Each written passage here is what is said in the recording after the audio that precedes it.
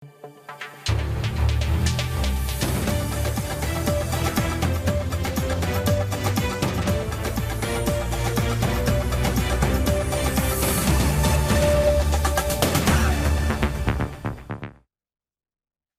দর্শক, স্বাগত জানাচ্ছি আজকে সম্পাদকীয়তে। আমি জাফর সাদিক। জুলাই সনদের আইনি ভিত্তি প্রদান ও বাস্তবায়ন পদ্ধতি নিয়ে সংকট কাটেনি। সংকটের মাত্রা বাড়ছে জননিরাপত্তা ও মব সন্ত্রাস ঘিরে। ফেব্রুয়ারির নির্বাচন নিয়েও নানা আশঙ্কা রাজনৈতিক মহলে। যদিও নির্বাচনের জন্য প্রস্তুতি গ্রহণের পাশাপাশি মব সন্ত্রাসের বিরুদ্ধে কঠোর অবস্থানে সেনা সদর। পরিস্থিতি উত্তরণের চেষ্টা করছে সরকারও। এদিকে রাজনৈতিক দলগুলোর পরস্পর বিরোধী নানা বক্তব্য ও অবস্থান নিয়ে সতর্কবার্তা দিয়েছেন বিএনপির ভারপ্রাপ্ত চেয়ারম্যান তারেক রহমান।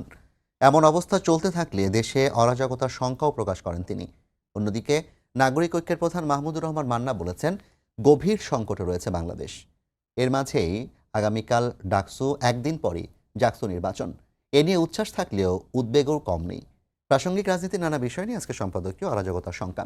আর এ নিয়ে কথা বলতে আমাদের সঙ্গে স্টুডিওতে উপস্থিত আছেন ABM মোশাররফ হোসেন, প্রশিক্ষণ বিষয়ক সম্পাদক বিএনপি, মোহাম্মদ রাশেদ খান, সাধারণ সম্পাদক গণ অধিকার পরিষদ, এবং SM সাইফ মুস্তাফিজ, যুগ্ম সদস্য সচিব, জাতীয় নাগরিক পার্টি।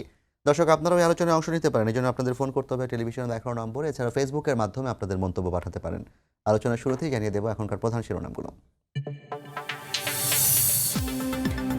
গণতান্ত্রিক যাত্রা ব্যাহতের চেষ্টায় কেউ কেউ জনগণের কথা না শুনলে অরাজক পরিস্থিতি তৈরির শঙ্কা তারেক রহমানের।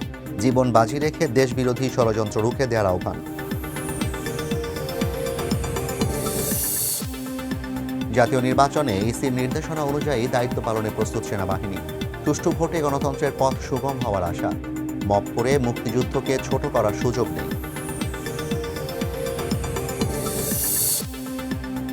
আইনি লড়াই ও নানা শঙ্কা পেরিয়ে মঙ্গলবার ডাকসু নির্বাচন। ভোট উৎসবের অপেক্ষায় শিক্ষার্থীরা। প্রস্তুত কেন্দ্র। নিরাপত্তায় মাঠে থাকবে র্যাব, পুলিশ, বিজিবি।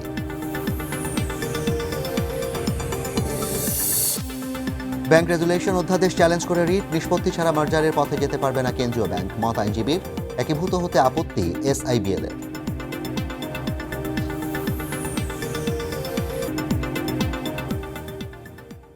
মোশাররফ ভাই, কেমন আছেন?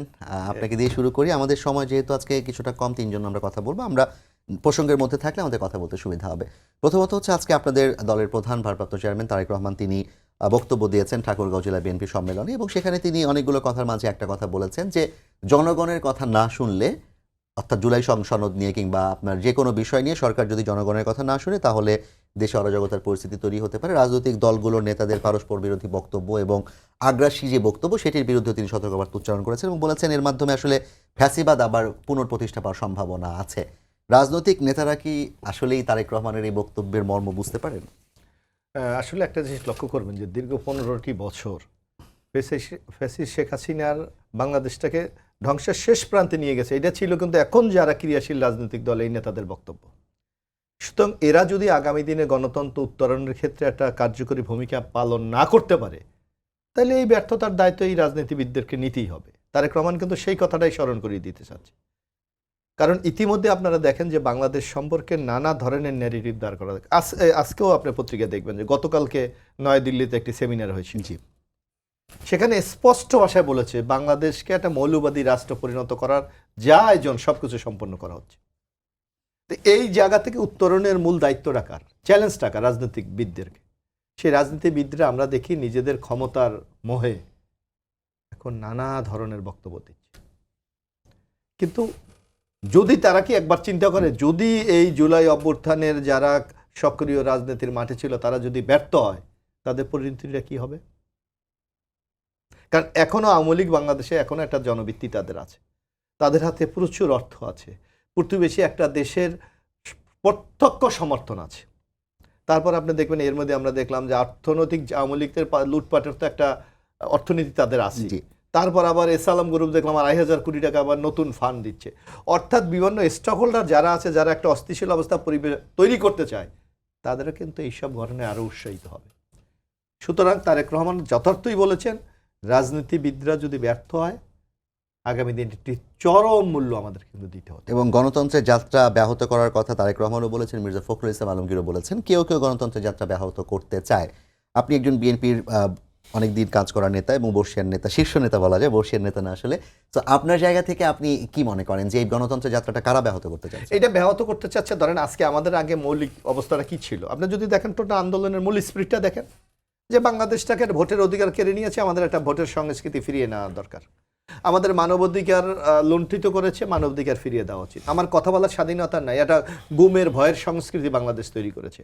বাংলাদেশের মানুষকে আপনি জিজ্ঞেস করেন, ওনার কি পিআর চেয়েছিল আন্দোলনের আগে? চাইনি। এখন আন্দোলনের পিআর নামক একটা বস্তু এনে আপনি জনমতে একটা আলাদা আতঙ্ক ছড়িয়ে দিচ্ছেন।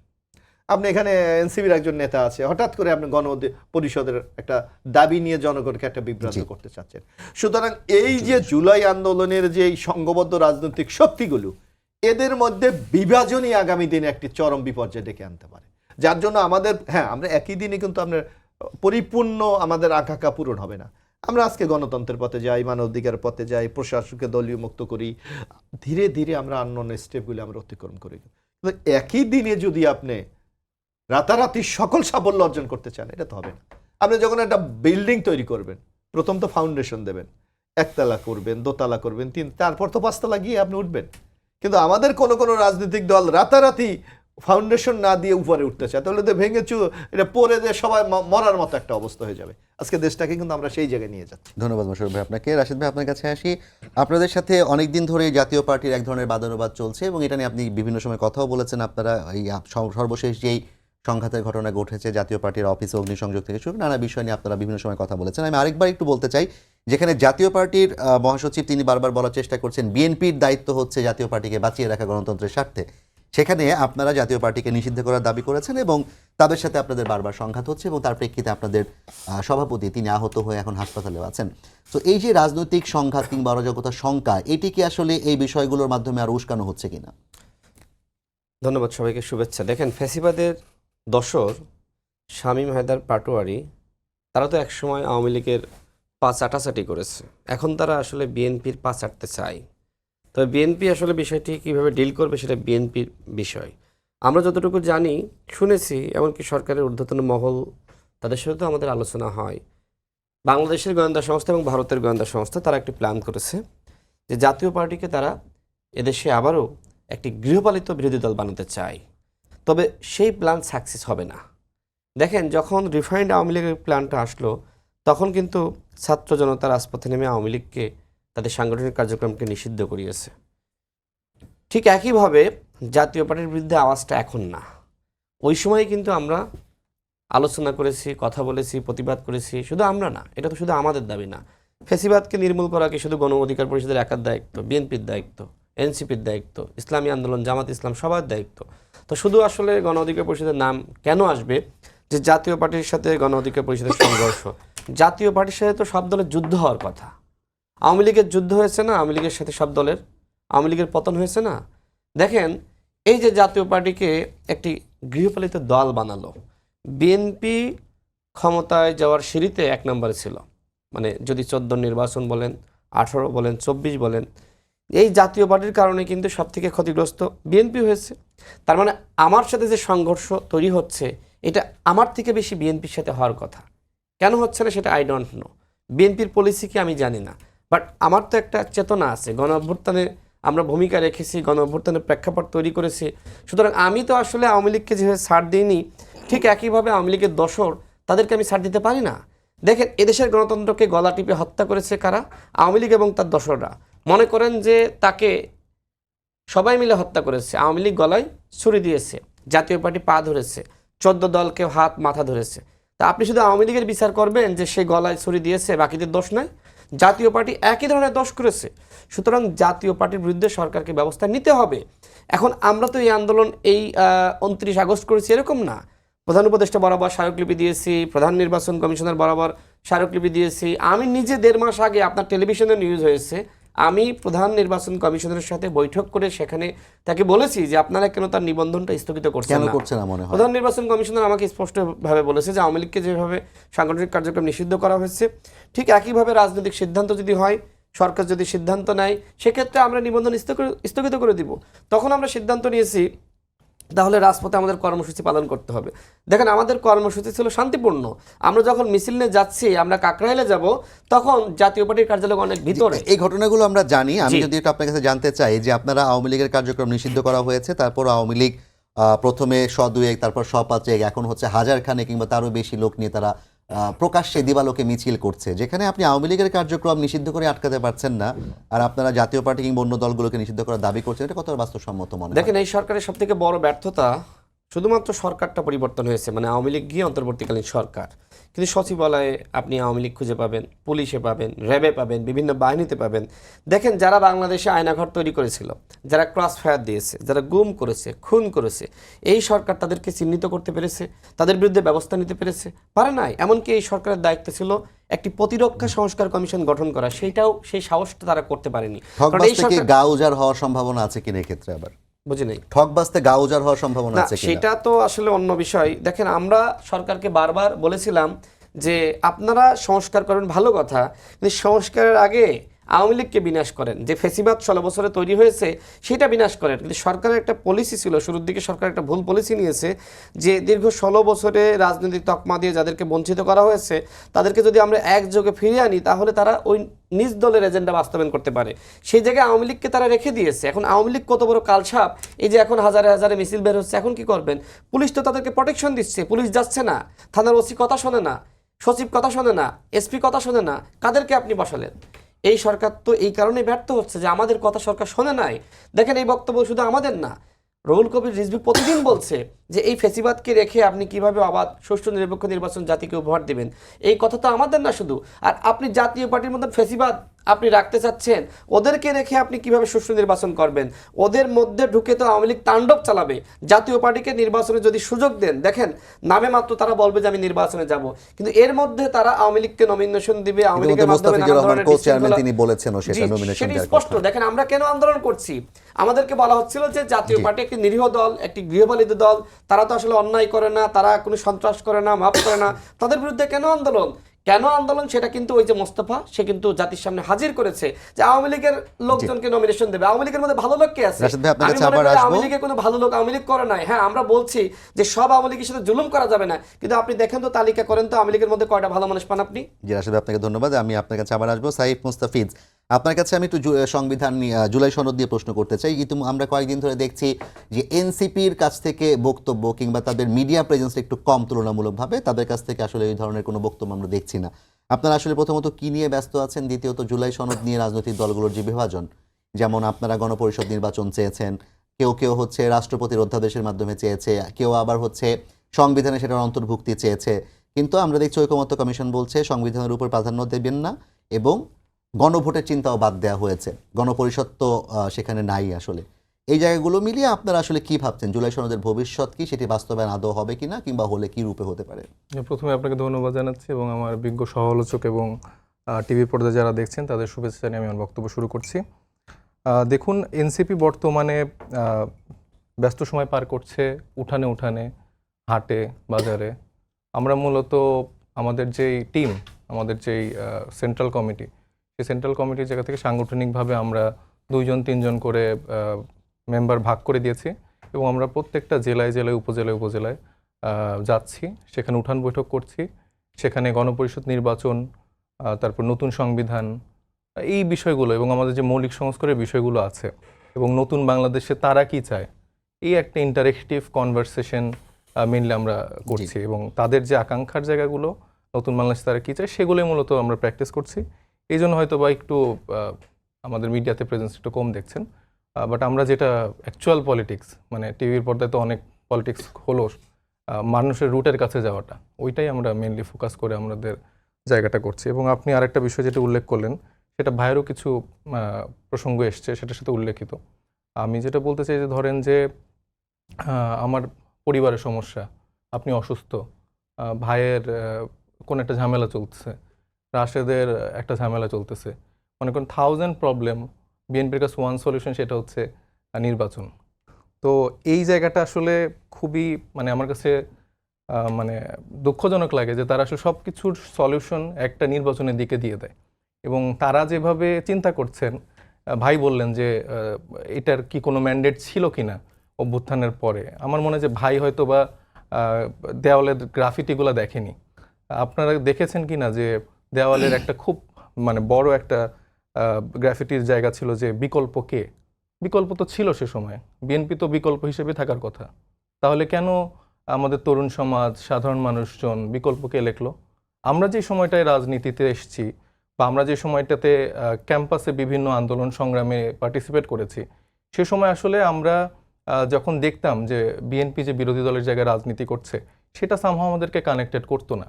এবং আমাদের যারা আরও অ্যাপলিটিক্যাল যেসব বন্ধুবান্ধবরা ছিল, যারা আসলে পড়াশোনা শেষ করে দেশের বাইরে যাওয়াটাই তাদের একমাত্র লক্ষ্য, তারা বলতো যে ভাই এখানে তো অল্টারনেটিভ কেউ নাই, তুমি আওয়ামী লীগকে সরানোর পরে আরেকজন কে আসবে? BNP. So they are not the ultimate বিকল্প। তো এই জন্য আপনি দেখবেন যে দেওয়ালে দেওয়ালে লেখা হচ্ছে বিকল্পকে, দেওয়ালে দেওয়ালে সংস্কারের কথা লেখা আছে, দেশ মেরামতের কথা লেখা আছে। এখানে তো এখন যেভাবে দেয়ালে কিন্তু এখন সেই লেখা মুছে শেখ হাসিনা আসবে, বাংলাদেশ হাসবে, এটাও লেখা হ্যাঁ, হচ্ছে এক বছর এটা থাকছে যে বিএনপিতে ভোট দিন, নির্বাচনের প্রচারণা তো শুরু হয়ে গেছে। তো এই জায়গাটা আমার মনে হয় যে যারা আমাদের পুরনো রাজনীতিবিদরা যারা আছেন, এই ভাষাটা বোঝাটা খুবই গুরুত্বপূর্ণ। যে ভাষাটা ফ্যাসিস্ট হাসিনা বুঝতে পারেনি, সেই ভাষাটা আমার মনে হয় যে এখনকার যে বিএনপি আছেন, যারা আছেন তারেক রহমান সাহেব থেকে শুরু করে, তাদের বোঝাটা খুব জরুরি। তারা যদি এটা না আপনাকে আমি বুঝতে একটা পারে, প্রশ্ন করতে তারা চাই। তাহলে জি। এই সংস্কারের আলাপটাও বুঝবে না। তারা গণপরিষদ নির্বাচন থেকে শুরু করে যা যা ইস্যু আসছে, যেখানে সব রাজনৈতিক দলগুলো বলছে, তারা সেখানে নির্বাচনটা একমাত্র লক্ষ্য দেখছে। গণঅভ্যুত্থানের এক বছর পার হয়ে যাওয়ার পর আমরা দেখেছি হাজার খানেক মানুষ নিহত হয়েছেন, প্রতিদিনই নৃশংসভাবে মানুষ খুন হচ্ছে, মানুষের মধ্যে সহিংসতা প্রবণতা বাড়ছে। আওয়ামী লীগ থেকে শুরু করে আওয়ামী লীগের বাইরে অন্যান্য তাদের যেই সহযোগী সংগঠনগুলো ছিল, তারা মিছিল করছে, তারা হুমকি ধামকি দিচ্ছে, এবং এর মধ্য দিয়ে গণতন্ত্রের উত্তরণের যাত্রাও কিন্তু ব্যাহত হচ্ছে। আপনারা আটকাতে পারছেন না, গণ অধিকার পরিষদ আটকাতে পারছে না, বিএনপি আটকাতে চেষ্টা করছে না কিংবা পারছে না। অন্যদিকে সরকার আসলে দেখা যাচ্ছে যে এই ক্ষেত্রে, যেটি রাশেদ ভাইয়ের ভাষ্য অনুযায়ী কিংবা রাজনৈতিক দলগুলোর ভাষ্য অনুযায়ী, তারা ব্যর্থতার পরিচয় দিয়েছে।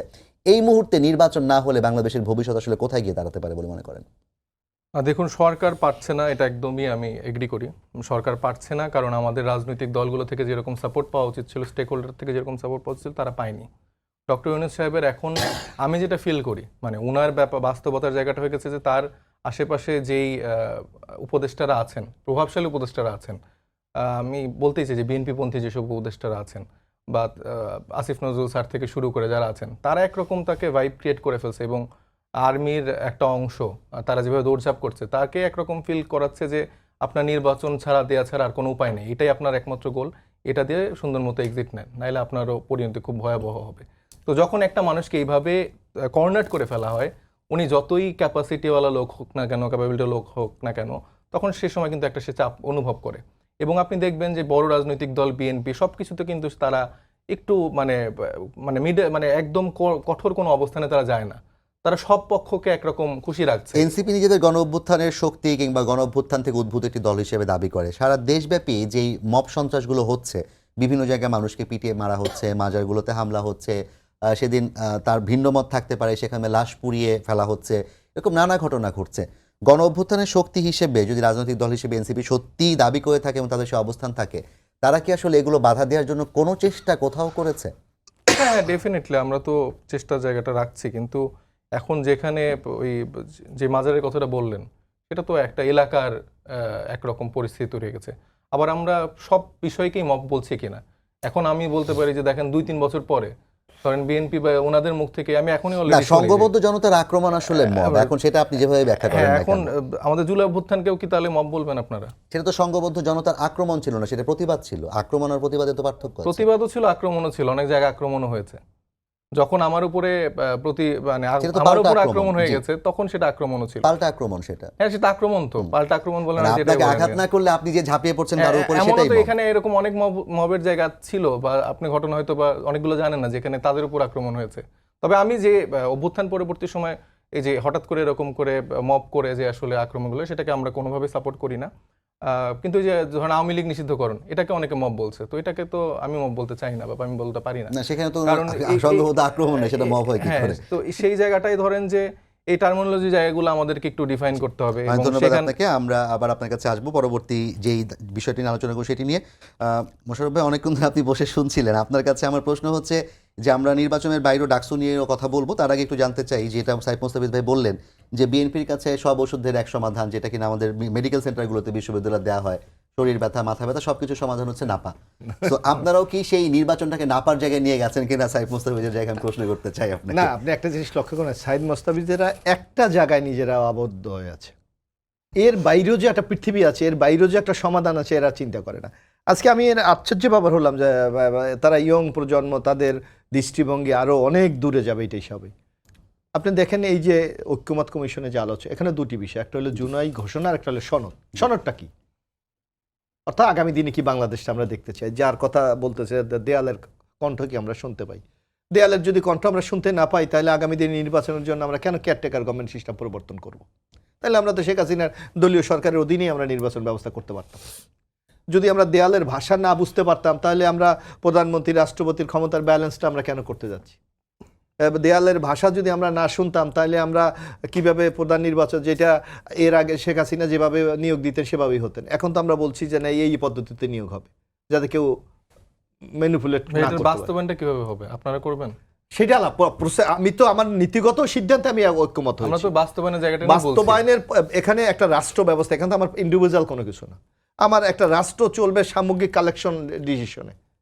আমি তো এককভাবে, এটা তো আমি তো আর সইটা চান না যে আমি যা বলবো তাই হবে। আজকে কিভাবে আমার প্রধান বিচারপতি নিয়োগ হবে, আমি সেই ব্যাপারে মোটামুটি ঐক্যমত পৌঁছে গেছি। আমার আমার আগামীতে আপার হাউস কীভাবে হবে, আমার আর্টিকেল 70 কীভাবে হবে, কিভাবে আমার পুলিশ কমিশন হবে, তো এইগুলি কি দেয়ালের যে কণ্ঠ মানে লেখা, তার প্রতি ধ্বনিটা, এটা আমি বুঝি না যে এনসিবি এই জিনিসটি কি বোঝে কিনা। ওনারা শুধু একটা জিনিস নিয়ে আছে, সেটা হলো গণপরিষদ। আরে গণপরিষদ তো আমরা বারবার একটা জিনিস বলার চেষ্টা করেছি, গণপরিষদ যদি আপনি মনে করতেন সকল সমস্যার সমাধান, তাহলে হয় আপনি go to the caretaker government. আপনি কেন এই সরকারে অংশগ্রহণ করেছেন? এখনো কেন আপনার দুইজন অ্যাডভাইজার এসে আপনার জনগণকে বিভ্রান্ত করছেন? আমরা তো বেরিয়ে চলে আসা উচিত ওখান থেকে, যে না, এই ইউনুস সরকার যে কাজগুলি করে এগুলোর সাথে আমি একমত না। একদিকে আপনি বৈষম্যবৃদ্ধি ছাত্র আন্দোলনের, আমি এনসিপি বাতি দিলাম, তারা তো বৈষম্যবৃদ্ধি ছাত্র আন্দোলনের নেতা সজীব ভুইয়ার, মাহফুজ, জি, তাদেরকে ওখানে রাখবেন। তারা কোনো আপনার কোনো স্বার্থ সংরক্ষণ করতে পারছে না, তাহলে কেন ওখানে তারা থাকবে? তারা তো বেরিয়ে এসে জনগণের কাতারে দাঁড়ানো উচিত, যে আমরা যে আকাঙ্ক্ষা নিয়ে জুলাই বিপ্লব সংগঠিত করেছিলাম সেটা হচ্ছে না, যার জন্য আমি এখানে থাকবো না, লাইবিলিটি ডক্টর ইউনূসের। সেই জায়গা তো যাচ্ছে না। আগামীকালকের মধ্যে জুলাই সনদের যেই বাস্তবায়ন পদ্ধতি এবং জুলাই সনদ এবং বাস্তবায়ন পদ্ধতি দুটি আসলে রাজনৈতিক দলগুলোর কাছে পাঠাবে ঐক্যমত্য কমিশন, এমনটাই তারা প্রত্যাশা করছেন। কিন্তু ভাষাগত পরিবর্তন এসেছে এবং তার প্রেক্ষিতে আজকে তারেক রহমানও কিন্তু বলেছেন যে জনগণের কথা না শুনলে, জুলাই সনদ নিয়ে তিনি বলেছেন মূলত, তাহলে আসলে অরাজকতা না, আপনি এখন দেখেন, আপনি যে কথা জুলাই সনদ বাস্তবায়নের জন্য রাজনৈতিক দলগুলি কিন্তু ইতিমধ্যে দুইটা বিষয় ঐক্যমত হয়েছে, আমরা যতটুকু লক্ষ্য করলাম। একটা হলো আপনার যেগুলি এখন প্রয়োজন, যদি মনে করেন আমাদের সংবিধান সংশোধনের বাইরে কিছু নির্বাহী আদর্শ সম্ভব অর্ডিন্যান্সের মাধ্যমে, আপনি সেগুলো করে ফেলতে পারেন। আমার একটা অগ্রগতি, আমি তো আগেই পার্টি আমি বলছিলাম, মানে 100% অগ্রগতি আপনি রাতারে চান কিভাবে? আমার যদি মনে করেন আপনি এখন রাষ্ট্রপতির অর্ডিন্যান্সের মাধ্যমে কিছু বিষয় আছে যেগুলিকে আমি বাস্তবায়ন করা সম্ভব, করে ফেলান। এই ব্যাপারে তো রাজনৈতিক দলগুলি কোনো আপত্তি করছে না। জি। আর কিছু কিছু আছে সাংবিধানের বেসিক অ্যামেন্ডমেন্ট, সেগুলি আপনি সংসদের বাইরে কিভাবে করবেন? হ্যাঁ, আপনি এখন জোর করে দিলেন, অর্ডিন্যান্স জারি করলেন, রাষ্ট্রপতি করলো যে আমি এটা এখন আইন করলাম, পরবর্তী পার্লামেন্টে সেটা অ্যাকসেপ্ট হলো না, তখন কোথায় যাবে? সুতরাং আপনাকে রাজনীতি তো একদিনের জন্য না, রাজনীতি ধীরেও, কারণ রাজনীতি একটা কথা আছে না, যে বাংলা আজকে চিন্তা করে, ভারতবর্ষ পরের দিন চিন্তা করে। তা আপনাকে তো এই চিন্তাটা করতে হবে, ভবিষ্যৎকে কেন্দ্র করে আপনাকে চিন্তা করতে হবে। আমি সব চেঞ্জ করে দেব, আমি এক গণপরিষদ হয়ে গেলে আমার শেষ হয়ে যাবে। আপনি গণপরিষদ হয়ে গেলে আপনি যে ম্যান্ডেট পাবেন এর নিশ্চয়তাটা কোথায়? না, আপনারা কি ম্যানিপুলেট করে হাসিনার মতো ইলেকশন করবেন? মানে এনসিবির বক্তব্যটা দেখলে আমরা বোঝা যায় যে গণপরিষদ করলেই মানে ওনাদের সংকট সমাধান। তো গণপরিষদ যদি করেন, আপনার জনরায়টা তো দরকার, কারণ এইটাই তো সেম এমপির আরেকটা প্যাটার্ন, এই সংসদেরও তো আরেকটা প্যাটার্ন, একই তো প্যাটার্ন। জি, সেই জনরায়ের দিকে আপনারা জান না না, আমি বলছি তো, সুতরাং আপনারা বলেন যে এখন গণপরিষদ হলেই যে আপনার জনগণ আপনাকে রায় দেবে নিশ্চয়তা আছে? বরং এখন রাজনৈতিক দলের ঐক্যমতের ভিত্তিতে যে একটি সমাধানে আমরা যেতে পারি, আমার তো মানে ইট ইজ দ্য বেস্ট। আমার তো কেউ আপত্তি করছে না যে আমি এই সংস্কার, আমি বাংলাদেশকে চেঞ্জ করব না, সবাই তো রাজি।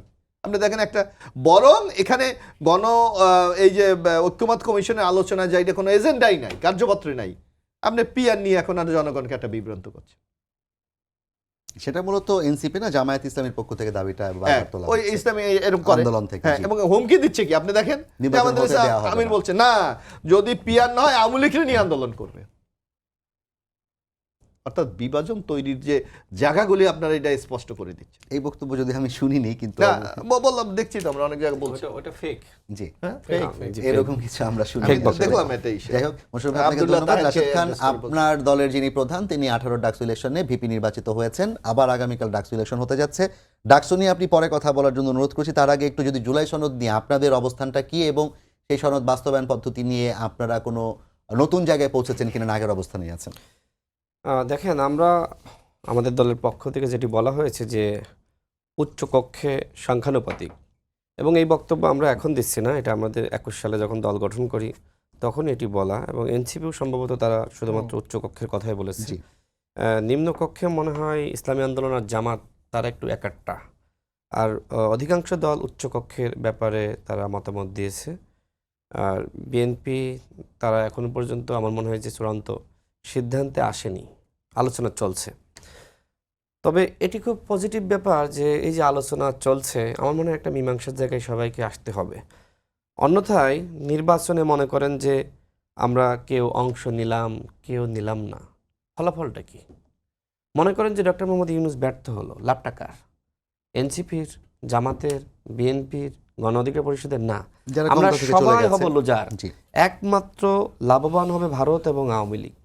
সুতরাং আমার সবার প্রতি আহ্বান থাকবে, হ্যাঁ ডিবেট থাকবে, গণতন্ত্রের সৌন্দর্য, আমরা যে কথা বলছি কেউ হাতাহাতি করছি না, আমার বক্তব্য আমি দিচ্ছি, তার বক্তব্য সে দিচ্ছে, আমরা আলোচনা করছি, আলোচনার ভিত্তিতে জনগণ যেটাকে বেটার মনে করবে জনগণ সেটাকে গ্রহণ করবে। এই জন্য সব কিছুর মূলে কিন্তু জনগণ।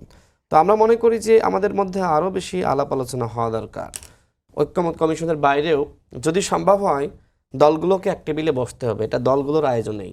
সেই উদ্যোগটা বিএনপি নিতে পারে যেহেতু বিএনপি বড় দল, বা এনসিপি চাইলে এনসিপি নিতে পারে যেহেতু তারা অভ্যুত্থানের শক্তি যারা ছিল তারাই দলটা গঠন করেছে, শীর্ষ নেতৃত্বের জায়গায় যারা ছিলেন, যদিও সবাই অভ্যুত্থানের শক্তি, তারপরেও তারা একদম ফ্রন্ট ফেজে থেকে তারা ডিক্লারেশন দিয়েছে। তো আমার কাছে মনে হয় যে আলাপ আলোচনার ভিত্তিতে নির্বাচনের দিকে সবারই যাওয়া উচিত, এবং নির্বাচনের বাইরে তো আর কিছু নাই। আপনি সংস্কার করলেন, গণহত্যার বিচার করলেন, সব করলেন, দিন শেষে আপনার নির্বাচন লাগবেই। সেই নির্বাচনের এবং সাথে সেই কি আপনারা নির্বাচনে- গণপরিষদ নির্বাচনটাকেও যুক্ত করতে চান? না, NCP-র আমরা মতো? এখনো পর্যন্ত আসলে আমরা নিজেরাও কনফিউশনে আছি, কারণ প্রধান উপদেষ্টা নিজেই বলেছেন যে বাংলাদেশে গণভোটের বাস্তবতা নাই। তো গণপরিষদ নির্বাচন তো গণভোট লাগবে, তাই না? তো সেক্ষেত্রে প্রধান উপদেষ্টা বা সরকারকে এক ধরনের সিদ্ধান্ত নিতে হবে, এবং সরকার নিজেও কিন্তু নিম্নকক্ষে পিআরের ব্যাপারে আলোচনা করে নাই। না, সেটা জুলাই দলগুলো সনদেও এখন রাখছেন নতুন না, নতুন হ্যাঁ। আলোচনা দলগুলো করছে। তো আমার কথা হলো, যারা নিম্নকক্ষে পেয়ারের কথা বলছেন খুব ভালো কথা, তবে যখন আলোচনাটা শুরু হয়েছিল তখন যদি আপনার এই জিনিসটা আলোচনা করতেন তাহলে কিন্তু এখন এই শেষের দিকে এসে নিজেদের ভিতরে বিরোধ, এই যে আমাদের বিভাজন, এই বিভাজনের সুযোগে কিন্তু নুরুল হক নূরের উপর হামলা হয়েছে। যারা প্রশাসনের মধ্যে আছে, যারা ফ্যাসিবাদের দোসর, তারা মনে করছে নুরুল হক নূরের উপর হামলা চালিয়ে দেখি যে প্রতিক্রিয়া কি হয়। এটা এক ধরনের বলা যায় ফার্স্ট কেস বলা যায়, যে এইটা দেখলো কি হয়, পরবর্তীতে হয়তো ভাইয়ের উপরে বা সাহেবের উপরে বা আমার উপরে বা হাসনাদের উপরে বা আপনার অন্যান্য মির্জা ফখরুলের উপর হতে পারে। এবং জনাব তারেক রহমান সাহেবকে তো তার সাথে কি হয়েছে 1/11-র সময় আমরা সবাই জানি, তার মেরুদণ্ড ভেঙে দেওয়া হয়েছে। সুতরাং এই যে নুরুল হক নূরের উপর হামলা হলো, আমাদেরকে এই জায়গা থেকে কিন্তু শিক্ষা নেওয়া উচিত যে আমাদের এক হতে হবে। আমরা আমাদের দলের পক্ষ থেকে শাহবাগে ফ্যাসিবাদ বিরোধী সাংবাদিক সমাবেশ আমরা আয়োজন করেছিলাম, সেখানে বিএনপি, জামাত ইসলাম এবং এনসিপি, ইসলামী আন্দোলন সব দল এসেছে। আমার কাছে মনে হয় যে এই উদ্যোগটা, এই প্রক্রিয়াটা চলমান রাখা দরকার। আমাদের ভিতরে মত পার্থক্য থাকবে, কিন্তু আমরা যাতে এক থাকি। আমরা এক না থাকলে এই যে উত্তরাতে হাজার মানুষ নিয়ে মিছিল করতেছে, এই যে আপনার তেজগাঁওয়ে। ধানমন্ডি করতেছে, তেজগাঁও করতেছে, আপনারা এখান থেকে শেখেন যে আওয়ামী লীগ কি জিনিস, ভারত তাদের পাশে রয়েছে। সুতরাং এই আওয়ামী লীগকে ছোটোখাটো মনে করলে হবে না। এবং জাতীয় পার্টিকে যারা মনে করছে হ্যাঁ জাতীয় পার্টি কিসের কি, জাতীয় পার্টির পিছনে ভারত রয়েছে, জাতীয় পার্টির পিছনে আওয়ামী লীগ রয়েছে। সুতরাং জাতীয় পার্টি যদি আগামী নির্বাচনের সুযোগ পায় তাহলে এই নির্বাচনে তারা নামে মাত্র অংশ নেবে, কিন্তু পিছন থেকে আওয়ামী লীগ যুক্ত হয়ে এদের নেতারা আওয়ামী লীগের ব্যানারে এসে তারা ভোট কেন্দ্রে এমন ধরনের সংঘর্ষ সৃষ্টি করবে, কোনো ভোট হবে না। সুতরাং জাতীয় পার্টিকে নির্বাচনের সুযোগ দেওয়া যাবে না, আওয়ামী লীগকে না। আর যেটা ডাকসুর ব্যাপারে বললেন, দেখেন 19 সালের ডাকসু নির্বাচনে আমি জিএস প্রার্থী হিসেবে অংশ নিয়েছিলাম, এবং আমরা ভিপি জিএস সহ 11টি পদে আমরা নির্বাচিত হয়েছিলাম এবং আমি ওই সময় অভিযোগ দিয়েছিলাম, যেটা এখনো পর্যন্ত তদন্ত চলমান, আশা করি আমি সামনে ভালো ফলাফল পাবো। আগামীকাল যে ডাকসু নির্বাচন হবে, যে প্যানেল থেকে অংশ নিক না কেন সবাই অভ্যুত্থানের শক্তি, সুতরাং যেই নির্বাচিত হোক না কেন সবার জন্য শুভকামনা থাকবে। তবে আমি সাধারণ শিক্ষার্থীদের প্রতি একটি অনুরোধ রাখতে চাই, যারা একদম সামনে থেকে নেতৃত্ব দিয়েছে, জেল জুলুম রিমান্ডের নির্যাতনের শিকার হয়েছে, তাদেরকে আপনারা ভোট দেন। আমাদের ছাত্র অধিকার পরিষদের সমর্থিত প্যানেল সেখান থেকে আপনার বিনিয়ামিন মোল্লা ভিপি হিসেবে নির্বাচন করছে। আমি শিক্ষার্থীদেরকে বলবো এমন মানুষকে আপনারা ভোট দেন যাতে করে আপনার ভোটটা নষ্ট না হয়। যাকে নির্বাচিত করলেন, যার ত্যাগ নাই, শুধুমাত্র মুখে মিষ্টি কথা বলছে, মিষ্টি কথা বললেই তাকে ভোট দিয়ে দেবেন, না, আপনি এরকম না। প্রথমেই বলেছেন ত্যাগ সবারই আছে, আবিদ থেকে শুরু করে আছে, আপনার কিন্তু কম কাদের, তো বেশি আছে, বাকের, কম তো বেশি আছে। বিনিয়ামিন মোল্লা, সাদিক খান, সবারই স্বাভাবিকভাবে ত্যাগ আছে। আমাদের সমর্থিত প্যানেলকে তো আমি এগিয়ে রাখবো, এটা তো খুব স্বাভাবিক। জি, তার অনেক সমর্থিত অনেক প্যানেলকে সে ধন্যবাদ, অনেক এগিয়ে ধন্যবাদ রাখবে। রাশেদ ভাই। আমাদের সময় একদম শেষ হয়ে গেছে প্রায় বলা যায়। আর সাইফ ভাই, আপনার কাছে আমি যে বিষয়টি জানতে চাই যে আপনারা গণপরিষদ চাচ্ছেন, ধরুন গণপরিষদ হলো, গণপরিষদে আপনারা যে দাবিটির পক্ষে আছেন সেই দাবিটি জনগণ নালিফাই করে দিল, তখন আসলে আপনারা কি হতাশ হবেন নাকি কি করা উচিত হবে তখন আপনাদের? না, আমরা হতাশ হবো না। আমরা তো বারবার বলছি যে জনগণের কাছে যাওয়া উচিত। আমরা যে বললাম যে আমরা উঠানে যাচ্ছি, আমরা বিভিন্ন পদযাত্রা করছি, সেখানে তো আমরা জনগণের আকাঙ্ক্ষাগুলো দেখছি।